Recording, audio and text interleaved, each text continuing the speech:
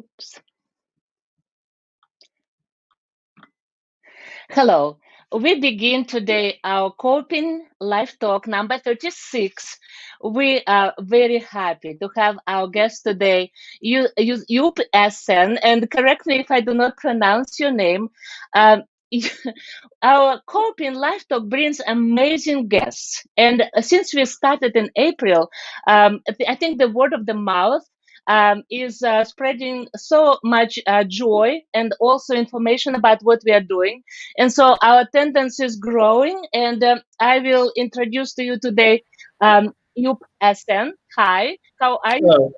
I I'm remember doing how we good. met actually online, that you contacted me back in September, Uh-huh. and I was so surprised. It's like, how do you know me? And you said that you watched our Coping Live Talk, and also that we have some interaction before through interfaith, and Mhm. we have some common interests and passions.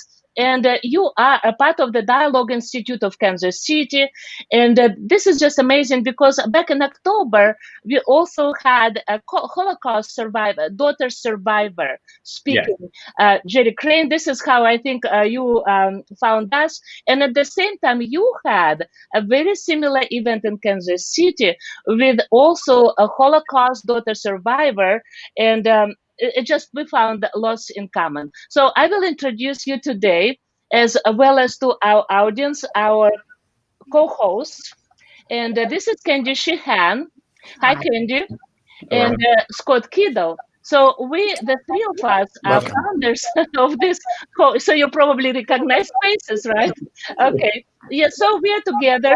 We are founders, and this is kind of was born naturally with this COVID and lockdown. And we thought people are really grieving.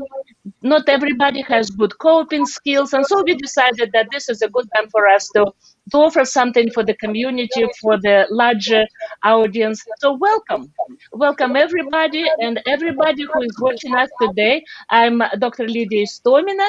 Our guest today is Yup Essen, and our co-hosts are Candy Sheehan and Scott Kiddle. Here we are, and we are so eager to hear about your book, about your poetry, and also we have lots of questions to you, since Oh. you are a very extraordinary individual. So please introduce yourself to us, and let's begin our Coping Life Talk today. Hello, everyone. It's great to be with you here today. My name is Eyyup Esen, and my nickname is Shaq, Baby Shaq, Turkey Shaq, White Shaq. It comes from actually my middle school years. I have been a big fan of Shaquille O'Neal, the basketball player. And I have been in the United States for 14 years. I came here to get my education, and I got my master's from University of Cincinnati. Then I moved to Lawrence, Kansas, and I got my PhD from KU. And I've been actually the director of Dialogue Institute of Kansas City locally, but also I'm a board member for the Advocates of Silence Turkey, which is a human rights organization based in New Jersey. And I just published my book, I Am Not Colorblind, just November 7th. It was on Amazon, and I am happy to be with you. It is a good introduction, I hope. Yes, that's a wonderful introduction. And I think it gives an idea to our audience, people who follow us today, that we are about to have an extremely interesting conversation. Thank you for being our guest today. So I started, of course, as always, I do research, and I found out that besides that you published your book, and tell me, how do you want to start? Do you want us to hear your one of the poems first, or maybe you rather answer my first question? Because I know what's going on in the world. It's like everywhere tension and despair, Mhm. anger. People try to find peace. People try to find understanding. And I started looking at more information who you are, and what, to my surprise, I found out that you were in DC and you've met a congressman. And you talked about human rights in your country, in Turkey. Right. So could you share a little about that and Sure. maybe read one of your poems then, and then Candy and Scott will join us because I'm sure they're just so impatient to ask questions. Okay. Absolutely. Yeah. Actually, I'm very active on Facebook, and Facebook reminded me that I was in Washington, D.C. last year today. Oh, I had 7 meetings with congressmen and congresswomen in the state of Kansas, and from Missouri side, Congressman Cleaver. And it was a unique day for me and in my life, honestly, that I got married on January 4th. And just a few days later, I was in Washington, D.C. during our honeymoon. And I had to okay. talk to my wife how she would feel about it, or whether she would let me go to DC. And she was very understanding, because our point was, when 864 babies in Turkish prisons cannot see the moon, we cannot enjoy the honey here during our honeymoon. And I decided to go to Washington, D.C., and had 7 meetings and talk about human rights violations in Turkey. While saying so, I explained, even actually, I shared a photo of my own parents who were not allowed to come to my own wedding. They are in Turkey.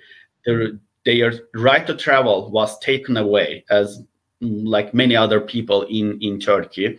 So we broadcast through Zoom to our family, but also friends in 15 countries and different states in the US. And my parents had a photo taken, and they had connected their Zoom to our TV in Istanbul, and my mom was standing on the right hand side, and my dad was on the left hand side, and I and my wife were in the middle. So I Mm. showed these photos to the Congress people, and they were very touched and impressed, because it's a live personal experience, my own wedding. I'm telling people I had 400 people in my wedding reception, 200 American friends, 200 Turkish friends.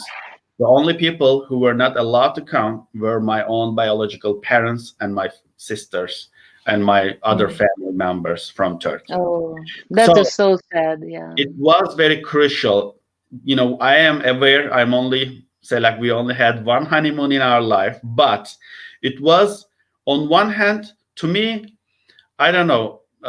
My wife is very understanding, and we just stay actually in DC just one day. I was able to have 7 meetings in one day. It was just like rushing, but it was worth. It was something that I will never forget, because it's, to me, a meaningful. This philosophy of meaning, finding meaning in life.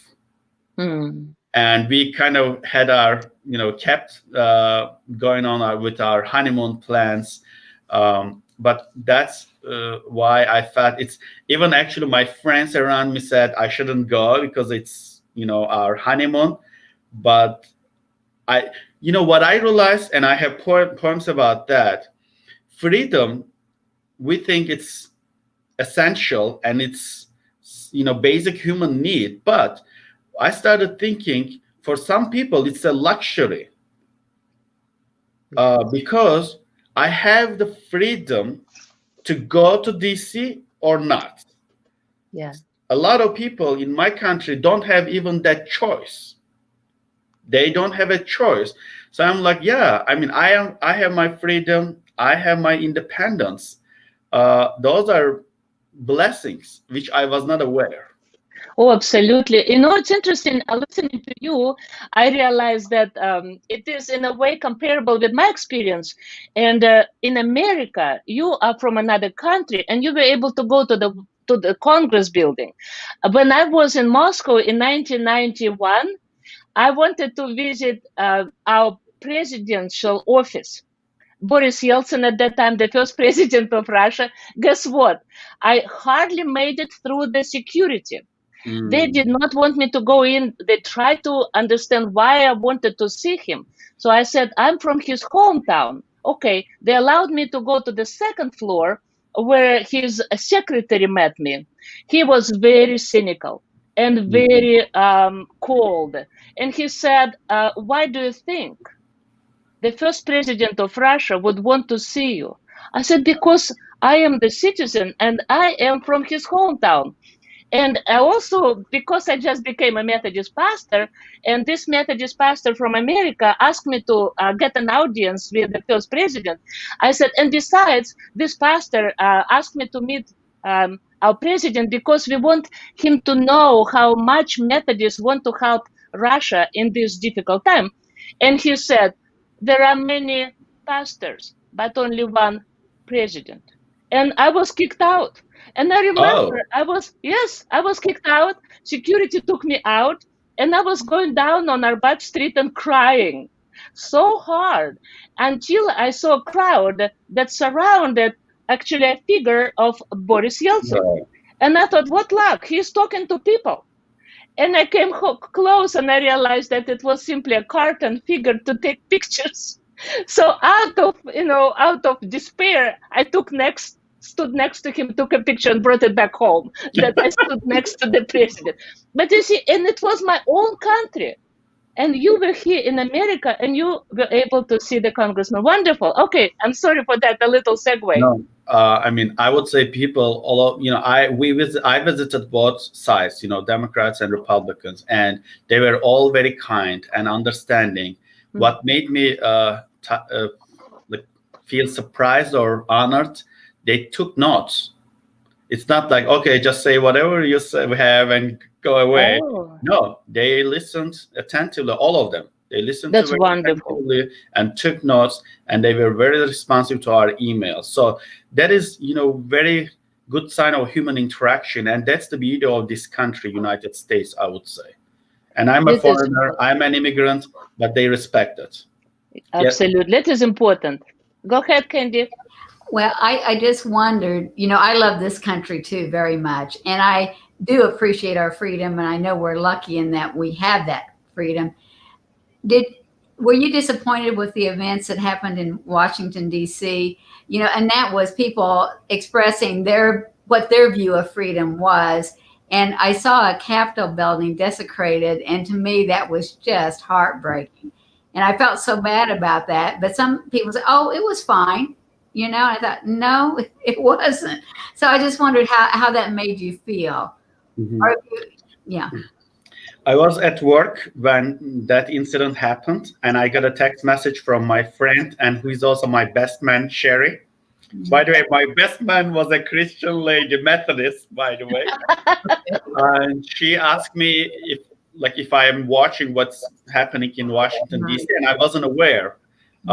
And I just went to Twitter and saw those videos, which I couldn't believe. Mhm. I did not think that was happening. It was hard to believe. And definitely, coming from Turkey, and we had an attempted coup about 5 years ago, according to most people, orchestrated, staged by the government to keep their power, to consolidate their power. And I never thought we would see those, I don't know, in a way disgusting insurrection there. Yeah. And that was also scary because we have that traumatic experience in our own country.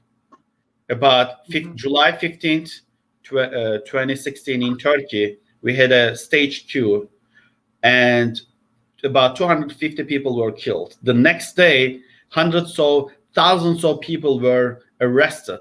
And since then, 17,000 women, 864 even babies, and hundreds of judges, attorneys, doctors, professors have been locked up. People's right to travel was taken away. Their possessions were seized. So I had that experience. I was in the U.S. at Panera Bread with a friend having my coffee, and I realized I'm getting a lot of text messages, and people are asking, "Hey, what is going on in Turkey?" And I went to the Twitter and saw what's going on, and what my first impression was, this will be over in 4 or 5 hours because to consolidate their power, because they were about to lose popularity.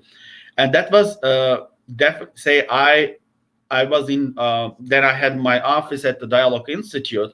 I was fearful to go to my office because of that fear. The first 3 days after that incident, I didn't leave my own bedroom in my house because it was very traumatic. Even at the Dialogue Institute, I used to stay there late hours. Then I started getting scared, even to go to the office. And I mean, we were in touch with police department and even FBI. So all of those, bad memories really scared me to see what happened in DC and even in this country. I mean, it was not a very nice day, and not many people were pleased to see. But hope people will be more responsible and will work for creating peace in the world and in the world. Absolutely. Yes, please, Candy, I guess. I wanted to just do a follow-up question then. Do you, it's kind of a two-parter. Do you feel encouraged now with the way things are being handled? And do you feel like, take a deep breath, it's going to work out okay? And then the second part of that is I'm anxious to hear about this Dialogue Institute, but you can save that for a minute because that's very important. I want to know more about that. But I also just wanted to hear how you feel about the way it was handled here, and do you see that as being handled differently than it would have been handled in Turkey, for instance? Yeah, it's.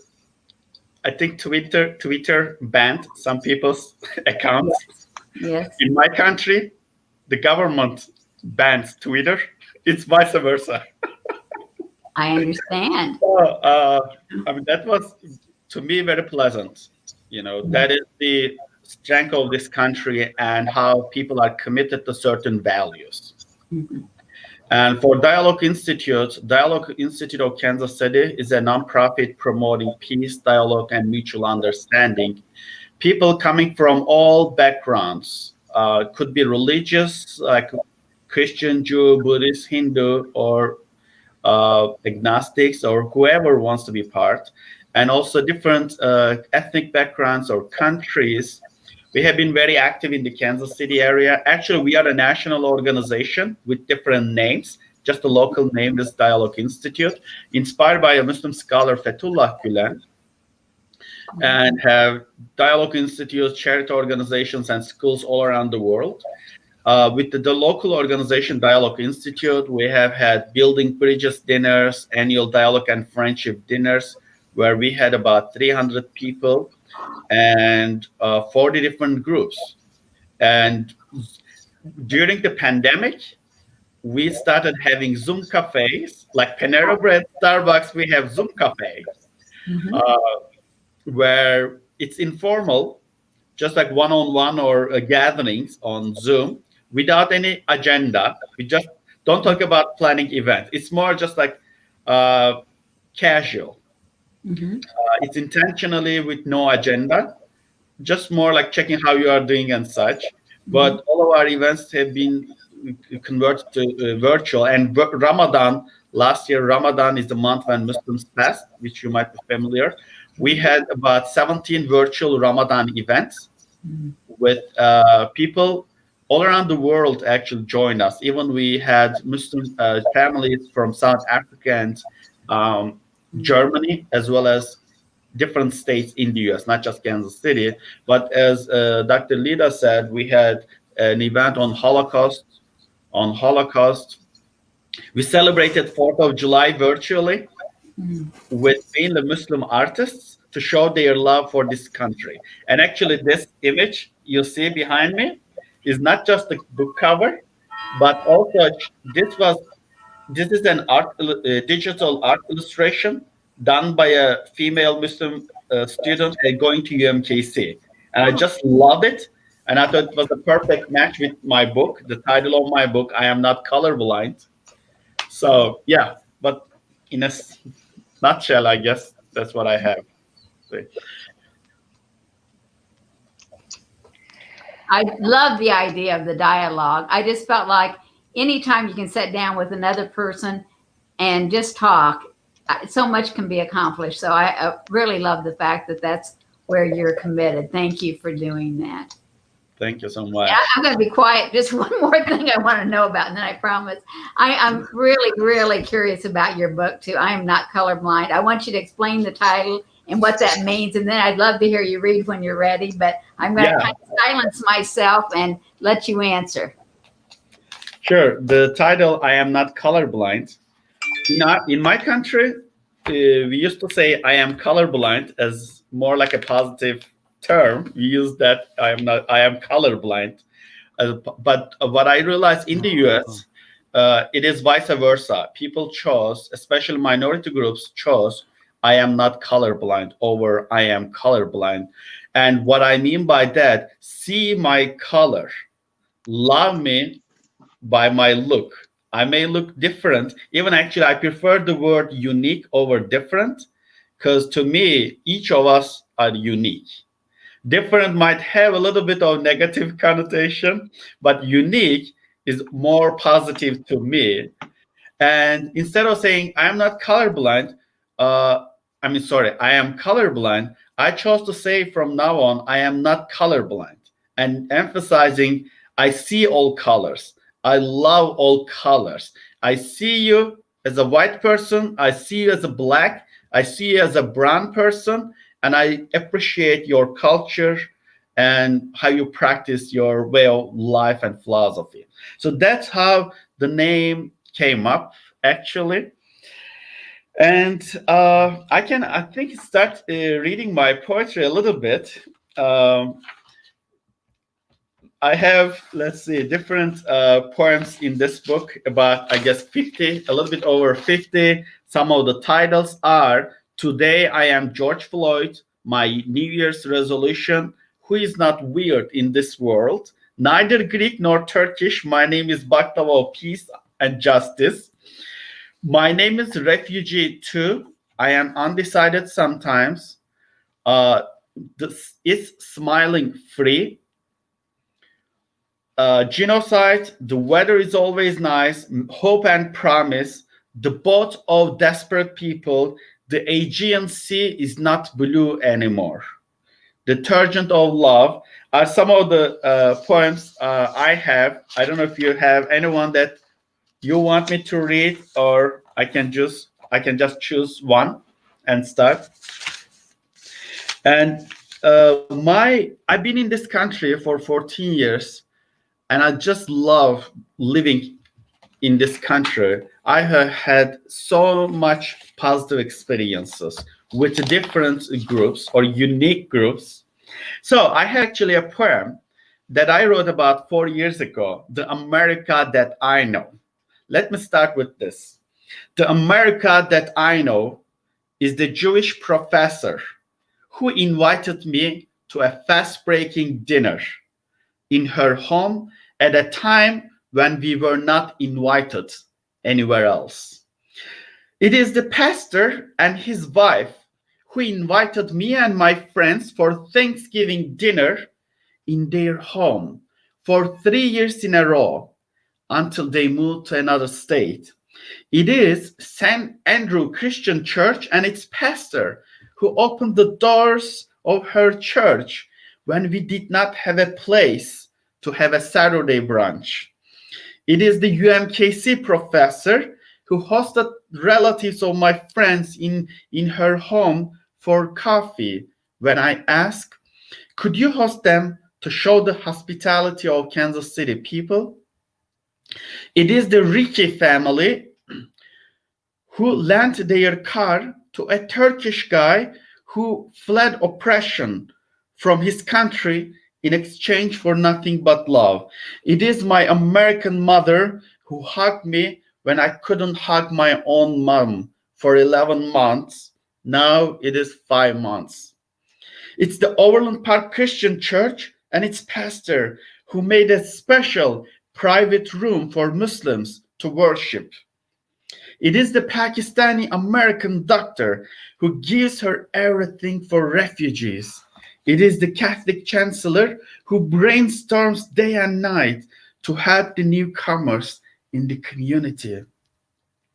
It is the Southern Baptist pastor who strives for interfaith dialogue while others might blame them as a closed-minded community. It is the Congressman Cleaver who walked into my friend's school with the concern that Dialogue Institute had to move from its old office due to a hate speech. It's my Mexican friend who kindly let me translate and read her poetry in Turkish. It's my African American friend who offered to make a documentary about Dialogue Institute and donate. It's my Buddhist friend who opened the temple for an interfaith service during Ramadan.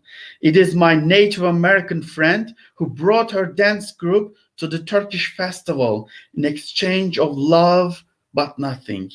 The America that I know that is striving to wake up, to make Martin Luther King's dream real.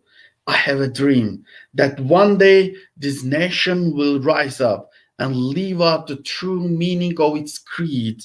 We hold these truths to be self evident that all men are created equal. Hope you liked it. I guess you are on mute. You guys are on mute. Dr. Lida, Right. I Well, guess you are on mute. Oh, thank you. I guess I had a really problem with my speaker. So for a while I had to step out. So and I guess I got muted. So I just wanted to say what a wonderful and very contextual poem, because it's just I could recognize the names of people you mentioned, but also that reminder of your mother, that you miss her hugs and her embrace, and how American woman became your American mother, because that's how I experienced too. I also Oh, had American mother. Yes, yes. So American people are wonderful and warm and just absolutely loving and supporting. And so when we talk about immigration, for example, your example is just so. So I think it's not typical, but also it proves how warm and loving American people are. So, could you give us a little more examples of how people greeted you here, how they hosted you? Do you hear me well? yeah. Yeah, Yeah, so, any stories that you could share? sure. I think I have many, many stories. Just going back to my first year in the US, I was at University of Cincinnati, just taking master's classes. Even my professor and I became friends. I'm still in touch with her. It's been 14 years. She was always very nice to me, very friendly. She asked if I could teach Turkish to her sometimes. And she has been to Turkey and she said, I want to go to Turkey with you. And it's been 14 years and I'm still in touch. We are Facebook friends and just naturally. And here, the American mom that I mentioned, I've been to Turkey with her. She stayed overnight in my parents' home. We traveled all around Turkey and visited my neighbor's home, my relatives' home. She really had a huge impact on my family as well. Very kind, very friendly. And my mom, moms, especially both parents, but especially moms, are more emotional and they always wanted me to be in Turkey. But after she met many American friends, she actually said, "Okay, you are now Eyyup's American mom." She is Shana. She's a pastor. She just got retired, but she was a pastor in Lawrence, and we celebrated birthdays together. She came to a birthday. Actually, we surprised her and her friends at 2 a.m. We had pre-done breakfast during Ramadan at Oh, 2 a.m. Yeah, not many people come, but she and her friend came, and we intentionally turned the lights off, and we wanted them to think that we fall asleep. But when they knocked at the door, we opened the door with a birthday cake. And but she also celebrated birthdays of my friends. Actually, one couple who had to flee from Turkey. You can imagine how, like, their emotions, what they've been going through at that time. But this lady, Shanna, had a birthday cake for them in her home. But I had a Mormon friend who invited me to her radio show many times in Lawrence. And one of the probably more interesting examples, first, actually, I have another poem, and maybe after answering this question, I can read that. Until I met Catholics, what I heard about Catholics were negative. Until I met Jewish people, things I heard about Jews were negative. But it was the same for people of LDS. It was same for Southern Baptist. Was the most interesting, one of the most interesting stories, I guess. I had never met any Southern Baptist person until 6 years ago. So I got an email from this pastor who wanted to meet me, and we met at Panera. And by the end of our conversation, he was very enthusiastic about creating interfaith projects. And by the end of our conversation, I asked, which denomination is your church? And he said, Southern Baptist. I was like, wow, things I heard about them were all negative. But we have been great friends, and they have met many other Muslim friends. We attended their church. They brought gifts during Ramadan. We took gifts during Christmas to their home, Thanksgiving. So we jointly shared, celebrated religious holidays and national holidays. So my lesson from that is uh, just experience, just meet with everyone, because say like we cannot generalize, say like, oh, all Christians are like that, all Baptists are like that, all Jews are like that, because especially as a minority myself, as a being Muslim and a person from Turkey. And one little experience, then I will share a poem. My first mosque Islamic center experience in the US. So I went to an Islamic center in Cincinnati. I made my first step to the mosque, and my first reaction was, oh my gosh, these guys look terrorists. They look like terrorists. And I was shocked because I was born and grew up as a Muslim. Why I thought so, the guys especially who had dark skin and had beard. Some, not all. And what the media, I guess, how they wash my brain in a way, if you have dark skin and beard, you're a potential terrorist. And I had this feeling for people who practice the same religion with me.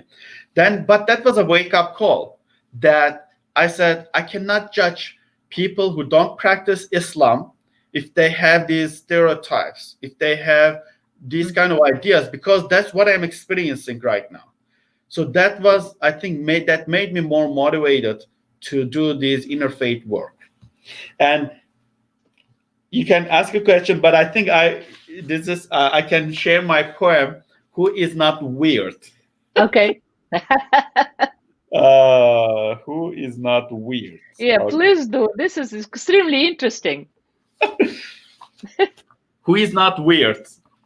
Not different, I am unique. Who is not weird in this world? African Americans were second class citizens. They were black. Kill Mormons on sight. They were foreign to us.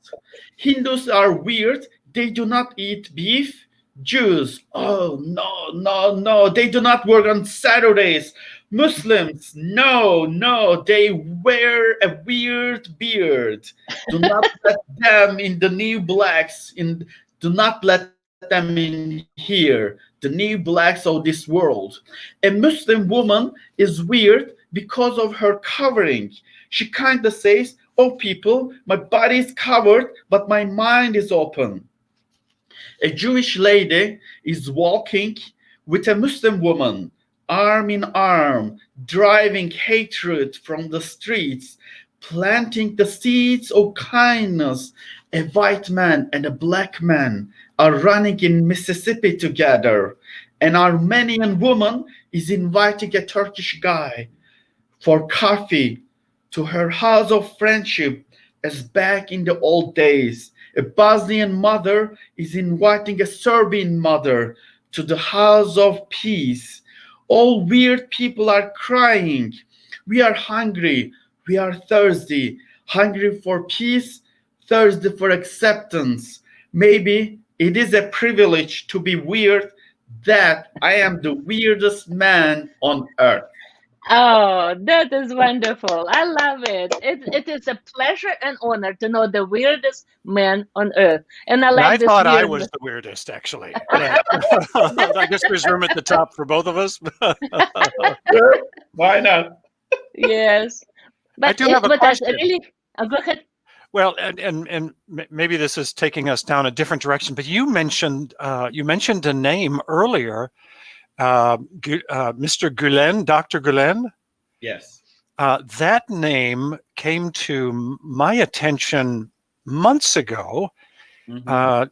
There was something in the news about how the Turkish government wanted Yes. to extradite or have the United States extradite Mr. Gulen back to Turkey Mm. because he was allegedly associated with that coup attempt. Yes. So, Uh-huh. what can you tell us about him? I will explain, but I'm also looking for a poem about that as well. Ah, Oh, actually, yeah, it's right here. Maybe actually, let me share my poem, which is kind yes. of about that, but I will also explain. Who is not terrorist in this world? Mm. When you fight against me and beat me up, I try to respond with special guns. Guns of books and bombs of love. When I fight for my freedom and you fight to oppress me, I am called a terrorist and you are called a defender of democracy. When I conquer people with bombs of love and you use chemical bombs to invade, you are the conqueror and you call me terrorist and invader. When I am an ordinary journalist doing simple interviews, now you call me terrorist, huh? They protest in the streets for equality and justice. They speak loudly, you shoot at them, but you are the peacemaker and they are the troublemaker. They hope for freedom, you dream about a freedom free country. I will fight for peace, you will fight for wars. And I ask you, who is not terrorist in this world? Um, So, I hope you enjoyed that as well. wonderful. Yeah. Mr. Gulen is actually has been recognized internationally and received numerous awards. To even he was among top intellectuals shown by Time Magazine and Foreign Policy and many different universities and different not all around the world actually. And he has inspired, in a way, millions of people to open dialogue institutes, charity organizations, schools all around the world in 160 countries. And people inspired by him were especially, he was for even one of the saying he had open schools instead of mosques. It sounds maybe strange to hear this from a Muslim scholar, and but his point was we in Turkey had about 80,000 mosques, but especially in southeast part of Turkey, there were insufficient number of schools. So people were not able to get their education. And his solution was we have to educate our kids. We have to educate our society. And people started opening schools, charity organizations, not just, making people just dependent, but also helping them to become independent by giving them education. And a lot of people just became doctors, journalists, judges, attorneys, and very active in the community. And about 6 years ago in Turkey, the bribery and corruption scandal got revealed. And a lot of political ministers, their relatives, their sons were part of that. And the current president, still actually president of Turkey, did not enjoy that, was not happy to hear that. And he scapegoated Gülen movement. Gülen movement is the name of the whole organization inspired by Mr. Fethullah Gülen. He scapegoated Gülen movement as kind of trying to take over the government. But I guess this is illegal in any country in the world. If you steal money, if you are getting bribes, if you are part of this corruption, then that is a crime in any country, not just Turkey. But he didn't like that. He, I think, thought Gülen movement people as a threat to his own power, because when you are educated, you question. When you are a doctor, when you are a judge, when you are a journalist, you just don't accept whatever your government tells you to believe. So he was not happy with that. And July 15th, 2016 was the big day, was the darkest day in Turkish history, when this staged coup took place. The next day, he was, I think intentionally saying he arrested thousands of people, the judges, police officers, doctors, journalists. If thousands of people were part of this coup, I mean, you could, if you can arrest these people, if you have the names of these people, I think you would be able to prevent that coup, because you already have these names. But after a few hours from that attempted coup, they had the list of thousands of people who are part of the coup, which nobody believed. Even actually a professor was on a Turkish national TV channel, and she was asked who is behind the coup. And she said her dissertation was on coups, different military coups in the world. And her finding was, whoever benefits from that coup the most is behind the coup, and meaning that the current government is behind the coup. And Fethullah Gülen lives in the US, inspiring many people, thousands of people, not just in Turkey, but others. So Erdogan, that's how I think he scapegoated Mr. Fethullah Gülen. And plus, unfortunately, one bad thing in a way, it's easy to kind of lie against some radical people in Turkey, say what Gülen movement is trying to accomplish as a Muslim, mainly inspired scholar, inspired by a Muslim scholar. We are highly in touch with Western world. We are in touch with different country people, but also different religions. But what have they showed in Turkey? Hey, these people are trying to create another religion. They are not really Muslims. So when you say that on a national TV channel over and over, some people believe in that. But that is not, to me, what the Eloquence Institute is trying to accomplish is the true Islam. Because love is the essence. It's always togetherness, what is encouraged in Islam. It's always peace. So that's what, to me, Fethullah Gülen is preaching and practicing. Sorry, it's maybe long answer. Oh, no, that's great. Thank you so much for sharing that. I think in our country as well, we have some polarization between the more progressive and liberal and even just centrist views like Dr. Gülen, and then the more nationalistic and fundamentalist positions. So it's really common across all human cultures. Absolutely. And the main thing that you bring everybody back to that word peace, because it does not matter what religion people are born into. It's not important that when we talk and you and I communicate, or Candy and Scott, or I have a family, a Muslim family. My niece married a man from northern Algiers, and she lives in Paris. And so when we go, they have 4 children, wonderful girls. The father teaches them chess. And so my niece, who was actually baptized as an Orthodox, Russian Orthodox, she took the religion of her husband.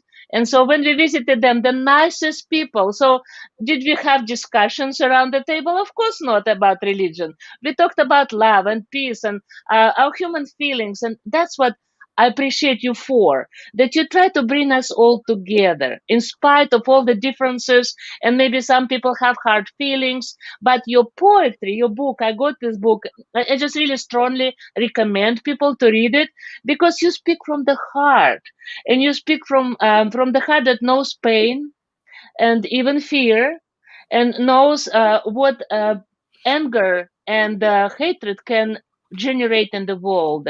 And instead of continuing in that anger, you invite people to come together. And that's what your volunteer work for those organizations is so important for Kansas City and for the world. And I'm glad that you speak up. And I'm glad, I kind of feel for your wife. Did she ever say that? I never imagined that marrying you, I will spend my honeymoon with politicians and 7 meetings in one day. What kind of honeymoon is that? You know, What did she say? she surprised me, honestly. She Oh, supported me to go to DC. She said, oh, yeah, you should go. You should go. I'm like, wow.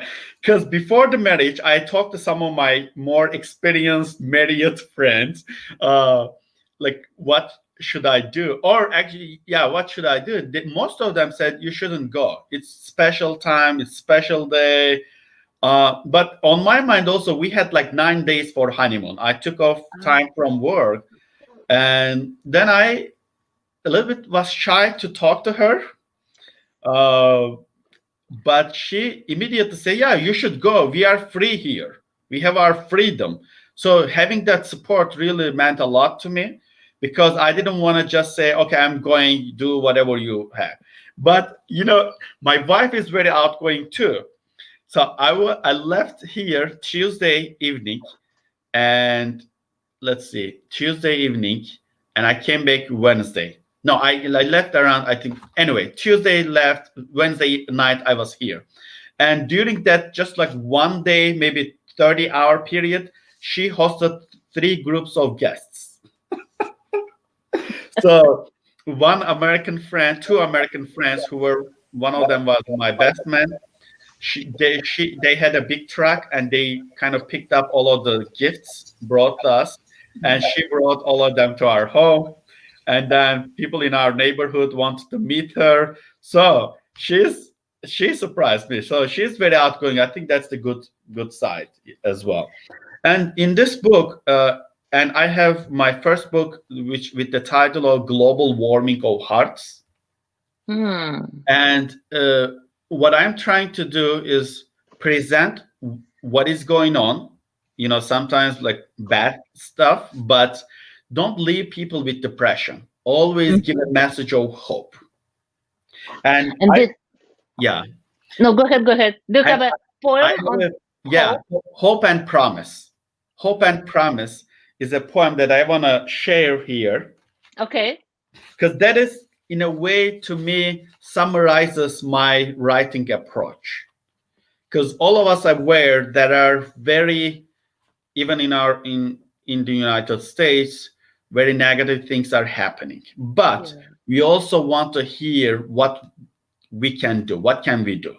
It's not like, okay, it's not like, oh, I feel stuck, I cannot do it. Because that is the depression part. When we feel so stuck, when we feel so depressed, we cannot help other people. I think one of the teachings or cultural teachings, I guess, in the US that I admire is self-care, which I wasn't doing much maybe in the past. One of my friends, Greg, asked me 3 times, hey, how are you doing? How are you doing? Especially after this attempted coup in Turkey. I kept saying, good, good, good. Finally, he said, if you don't feel good, you cannot do good to others.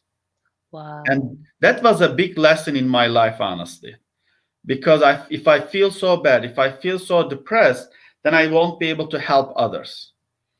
That's why I try not to feel that, like feeling stuckness or depression. So this poem, let me share this. Hope and Promise.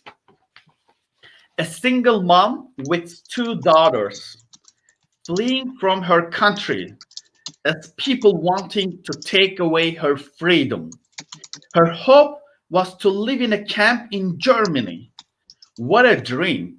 Not even nutrition, not even enough nutrition to breastfeed her little twin daughters. She named them Hope and Promise. Right before her husband passed away, she told him, let's name them Hope and Promise. Hope. They would never lose hope in this life and promise no matter what they would serve, no matter what, they would serve humanity.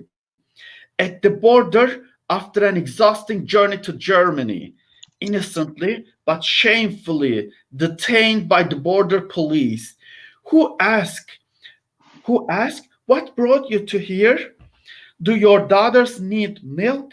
The mother bursting into tears as she was not asked this question for a few days. Kids were smiling. Should it not be natural death? Kids would smile always? No. If you do not have food to eat, milk to drink, you don't smile. Their mother was smiling too. It was the smile of hope. It was the smile of promise. Being allowed to stay in the same room with her babies. What else could she have wanted? She didn't have big dreams. No, do not look down on her. That was her dream. That's the biggest dream of a young mom. Being allowed to sleep in the same room with her babies. Yes, she was in the camp in a little gray tent. Maybe it was the color of hypocrisy. It was the color of desperation. No, she would add her own flavor and convert the color of gray to hope and promise. Waking up in the wee hours of the day, getting ready to prepare breakfast for herself and her family and neighbors, who she was planning to invite, but she remembered she was in a camp, in a refugee camp, in a little tent, no refrigerator, no extra food, no coffee, no dessert to offer, having to get into a line of 300 people. She was peaceful, although her heart seemed torn to pieces. She had to bear it for her kids and keep her hope alive. She could never break her promise to humanity, no matter what. She would serve humanity, not now, but maybe in the future. No, no, that cannot be her goal. It was her turn after waiting for 300 people. She saw another mother who looked more hungry than she was, looking at her and giving her turn to her, not speaking the same language, not having the same skin color, but did it matter? Their their color was the color of water. It was the color of equality. It was the color of hope and promise.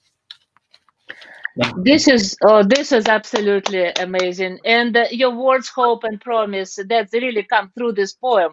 Thank you so much for sharing this poem. And I have a question because you mentioned coffee and dessert in that poem, Uh, and coffee. I many times visited Georgia, and mhm. every time I go to Georgia, Georgian women, they make Turkish coffee, and I still have the turka, we call turka, that you make coffee in. And I'm not saying that I'm a good Turkish coffee maker, but my son says that I'm the best in Kansas City. So, but of course not. Oh, He's just generous, right? But he's a coffee fan, kind of fan, knows lots about coffee. So I want to ask you a question. Do you think that people, when they focus about something like coffee, and then they sit together around the table and make this Turkish coffee and they have a conversation, don't you think that people will quicker find some common ground and all this anxiety will settle down, and the promise and hope that you're talking about will settle in. But I'll ask you, tell us a little about your Turkish coffee. What do we need to know? And do you think that coffee has this ability to Oh, bring people together? So do you serve Turkish coffee in your house, in your home? uh, we just had Turkish coffee a couple of hours prior to the event.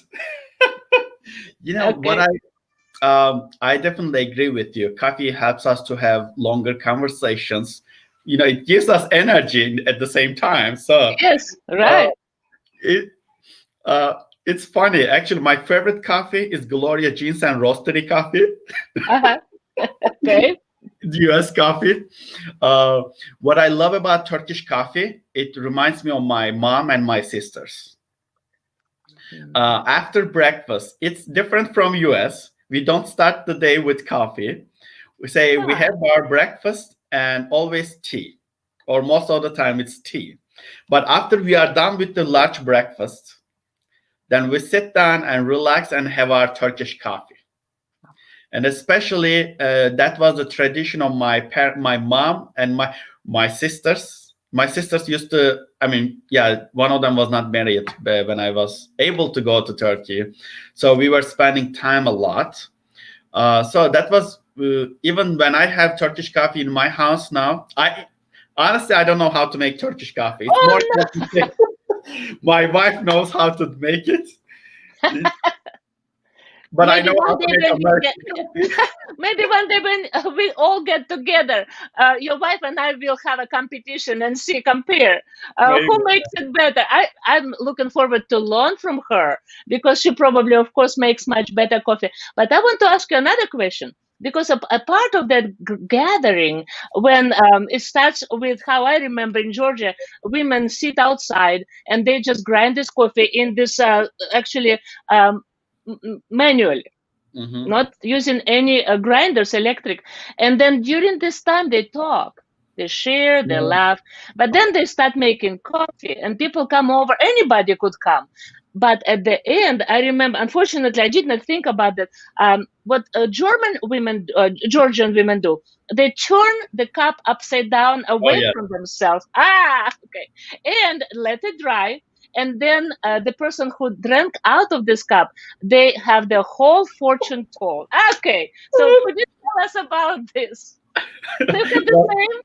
I'm not sure I am the best person to give a happy answer because that is a superstitious belief, and some people take it very seriously. They say, Yes, "Okay, I see your future," and I never believed in that honestly. But people think it's just fun. But honestly, some people charge you to read your fortune. yes, of course, yeah. Uh, but that is uh, although some people in Turkey also do that, but that is honestly against Islam, and that is a superstitious belief.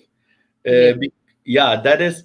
And but some people also, you know what, actually now what I heard is there are applications. You just take the picture of the bottom of your cup No way. and send it to.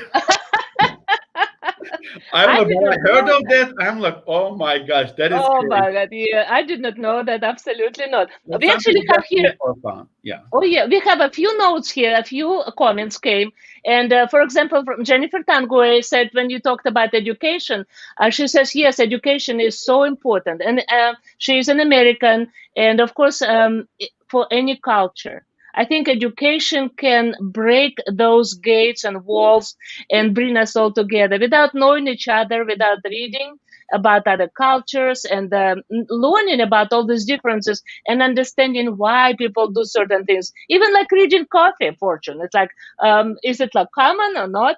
And another thing, we have Eduardo dos Santos. You probably know him. He says, "My congratulations, Mr. Essen." So, and something I cannot read here. I think it's in Turkish. So I guess Oh, yeah, it's kind of I, capitals Rabbim and Muafak Eliusin. I don't know what it is. oh, like, So may God give you success, kind of. I thought so. I thought so because Elysian sounds like yeah, like something holy. So I thought maybe it's about God. Okay, so that's wonderful. So that's Attila Aaron. commented today. Oh, So all people, that's my this is father-in-law. father-in-law, Yeah. wonderful. You could say hello to him. Hello, Attila. Yes, your family. I'm sure your family, your father-in-law, are very proud of you. So What is another question. uh, Yeah. So any quick. Uh-huh. I Go. cannot share like this YouTube link to my own family in Turkey. Uh-huh.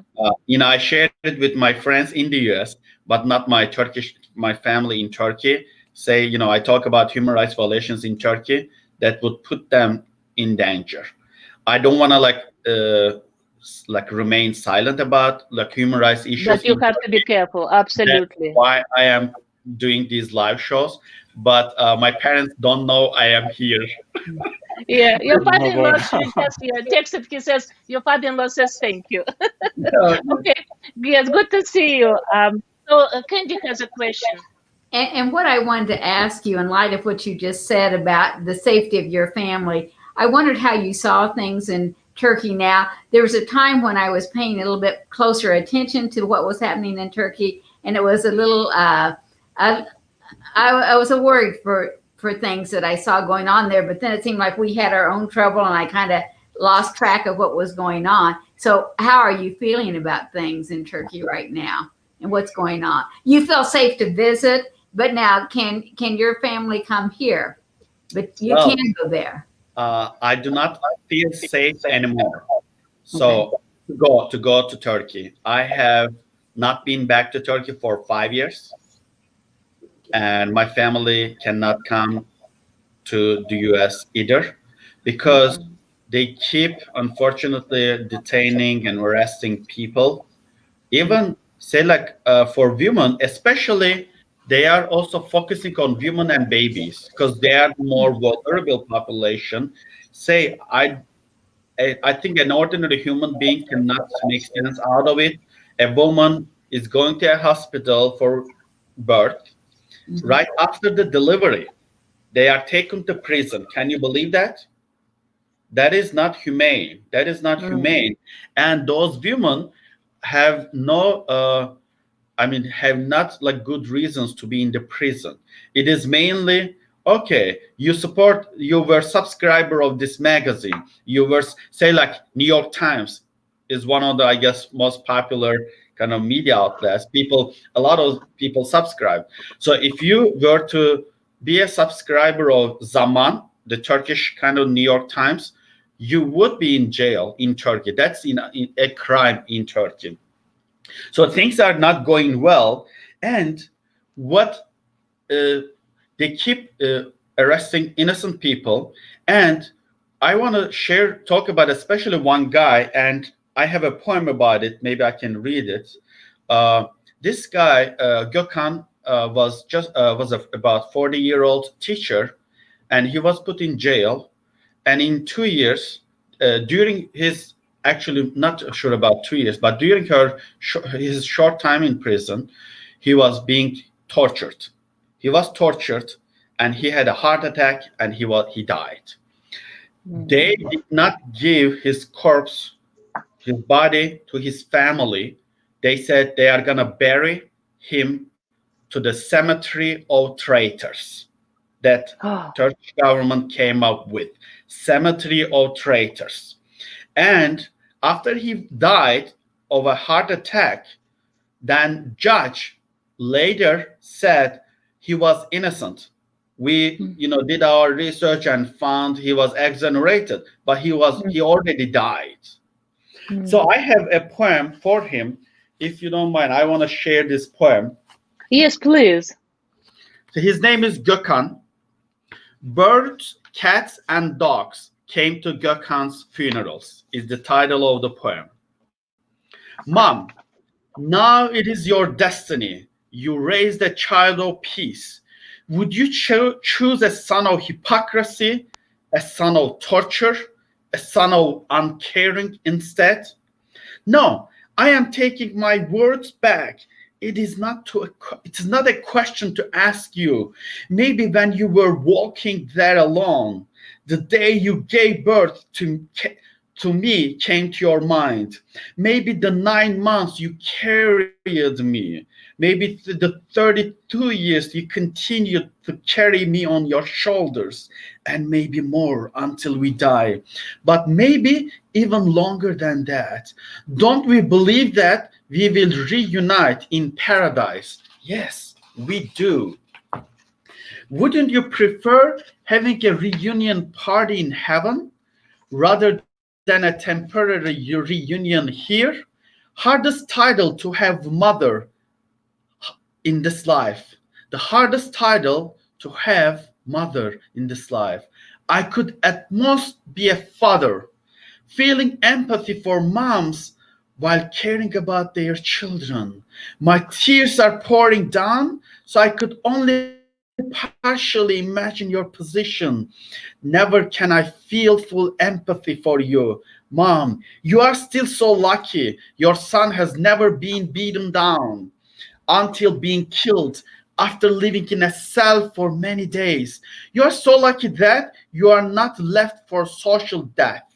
Look at this mother and look at his son being killed by the prison guards, not even allowing his mom to organize a funeral for her son, and they buried him in cemetery of traitors. Does your heart bleed?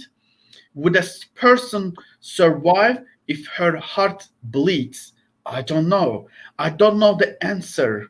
How about if the court decides your son is innocent and decides he can keep his job a year after he passed away? The mother was crying so much that even flowers, birds, cats, and dogs, and all the animal world were accompanying her. They were right present at the funeral. The sun never wanted to rise again. The moon did not want to share her light with anyone. There was no more shining stars in the air. They were all mourning. Thank you, Judge. You finally released an innocent teacher who passed away from this world early in this life. They say he is history now. It may sound offensive, but yes, now he is history. History that will be remembered by future generations. History of the shameful people. History of the unjust world. Wow, that is a very strong poem. And what a story. Thank you for sharing. And so this is an amazing book. I think it's inspiring. It's also absolutely radiates a desire, your desire and passion to share that peace and goodness that you say that if you do not feel good, then you cannot do good, like your friend told you. And I think this is a very good coping advice. So people need to take care of themselves to be able to do good in the world. And also, we have a question here because you wrote poetry in English, which I don't think I can write poetry in. I could I translated some things into English as a poetry, but that's a hard thing and a talent that is required. So, did you write poetry in your tongue language, uh, your native language, before you came to America, or you started writing poetry here? I let's see. I think all of my poems have been written in the U.S. I mean, in English. I just had like quick, short essays in Turkish, but just maybe like 4 or 5 of them. And I was inspired by a resident who lived in an assisted living home in the U.S. We were, as Dialogue Institute, we were celebrating birthday parties for the residents of assisted living homes. And this guy was 80-year-old, and he said he never got married. He asked me if I was married. He was kind of teasing me, you should get married. And I was honestly surprised. Usually, Americans don't do that. Turkish people do it, but but I think he just felt comfortable. We really felt so close. And he said, you should get married because I am 80-year-old now. I never got married. I don't have any child, and nobody visits me here. Oh, Oh, That was really shocking, but also a lesson. I thought about it, and he inspired me to start writing a novel in Turkish. So I was writing a novel in Turkish. I wrote about maybe just 6, 7 pages. Then the attempted coup in Turkey happened, and all of these media controlled by the government started blaming us, including me, uh, people inspired by Fethullah Gülen. Then I said, I'm not going to write in Turkish anymore. I am protesting the language of Turkish. And Oh, I stopped posting anything in Turkish since then. I think the last 4, 5 years, maybe, all of my posts on Facebook are English. So all of my writings are now in English. I write in Turkish, more like short essays for a specific group. I don't share publicly, but I share it with members of Gülen movements. It's oh, more like good. emotional, more private writings. I do that for them, but yeah, and yeah, mainly just English. I took a class at Park University, and we had to write a lot of reflection papers. And it's part of the class. I had to write, and I actually enjoyed those reflection papers so much. Then one day I thought, I enjoy writing. Why don't I write a book? And I started writing my first book, Global Warming of Hearts, and that was Global Warming of Hearts was also a unique book. What was unique about that book? Global warming of hearts actually refer to Gülen movement.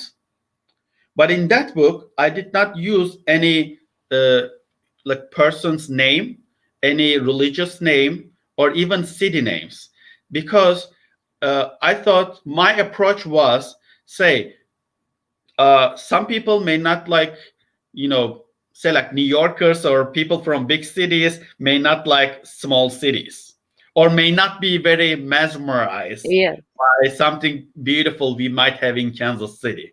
Or another country might have some be very beautiful teaching, or actually a philosopher or a religious person, a prophet, might have a great saying that everyone might agree, but when we see that name, we are like, oh, I don't want to read what he wrote. So say like while talking about Kansas City, what I call KC is the welcoming city. Hmm. Or when I talk about Mr. Fethullah Gülen, I called him the Mr. Acceptance. When I talk about Prophet Muhammad briefly or used quotes from him, I said Mr. Compassion Huh. or Mrs. Kindness. So I use those kind of adjectives because my Hmm. idea was I'm not promoting an ideology. I want everyone to find the common ground. For example, we are in this country, some terms are very political. Say like Black Lives Matter, All Lives Matter. From a Turkish standpoint, All Lives Matter sounds, but here it turned to be a political statement. Uh, or progressive to me sounds like a positive word, but also it's a political word now. So that was the message I wanted to convey to the world with this book, Global Warming of Hearts. And I had stories of people from different cultures, different religions. It's not just promoting actually Gülen movements, beautiful deeds they do, beautiful events they organize, but I shared stories about Christian people, Jewish people, but I didn't specify their background, their religious or ethnic background, because my idea, as I said, was just focus on the values, because I guess all of us would want to be loved, want to be cared, want to be embraced, and kindness, politeness, I think are the values that we all will stand up and embrace. Yeah, I That guess is that's beautiful. Yeah, beautifully said that everybody wants to be embraced and everybody wants to be loved. That is amazing. Thank you for this message. Any questions that we have from Candy and Scott at this point? Any comments? I would love to. Yeah, go ahead, Candy. I was just going to say, I really enjoyed the evening. Thank you so much for Thank coming you. and sharing. I really have appreciated that. And I feel smarter because of it. Thank you. No. And I really like your approach, how you wrote the global warming book, that it shows your knowledge of cultures and religions. But at the same time, you chose the way through your writing not to divide people, but simply tell stories of people. This is priceless. One thing I want to share is, I didn't know you are from Russia, actually. Uh-huh. I had Russian friends in Lawrence when I went to KU. My roommate just sold his car on Craigslist, and the people who bought it were from Russia, and they Okay. were going to KU. So my roommate invited them to our home, and in person, I had never met someone from Russia. And I honestly didn't know like what to talk about because with Americans I feel more comfortable. At least I am a big fan of Shaquille basketball. I'm more familiar with U.S. culture and such. But I was kind of nervous, and I'm normally talkative. But I was like, What are we gonna talk to them? But just the first maybe 10, 15 minutes, I was maybe shy and nervous. Then how we started conversation was my father sells shoes. He does wholesale. He is in wholesale shoe business. And especially in early 1990s, a lot of Russians came to Turkey to buy shoes. And, Oh, don't even start on that topic. That's true. I will just keep it short. And my father was able to purchase a house thanks to Russians. They were buying a lot of shoes, so he had to stay at the work. He like slept overnight in his place because he even didn't have time to come home. So I don't know, but that's how our friendship started. But we started meeting like 2 times a week. And one other example was I was teaching Turkish at KU, and those 2 Russians were coming to the class, but also one Armenian guy.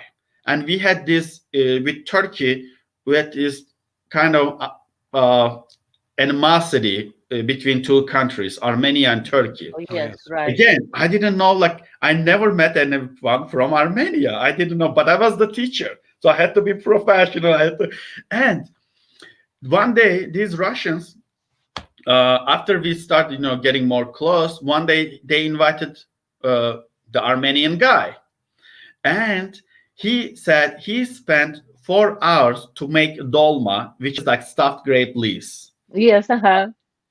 We started meeting like 2 days a week with him as well. So then another Chinese student joined us. So we had Americans, Chinese, Armenians, even actually a Greek guy.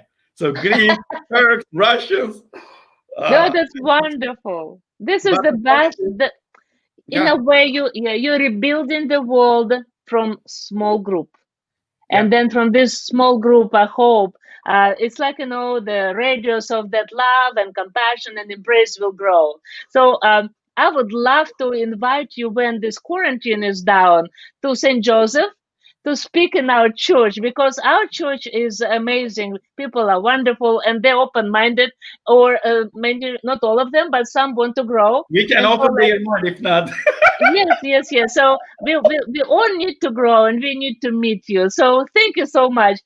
And say hello and thank you to your wife that she generously shared your time together, because it's in a way your first anniversary, your Yes, wedding anniversary. So congratulations. May thank may you. God bless you, your marriage, and also thank you for blessing so many people through your writing, through your speaking. And tell us if you're working on another book that maybe we can start anticipating some new book coming out. We'll do that. Thank you. Good. Okay. Thank you so much, and God bless you. Thank you. Thank you. Very, Bye-bye. so good to Bye. meet you. Yes. Nice Bye. to meet you.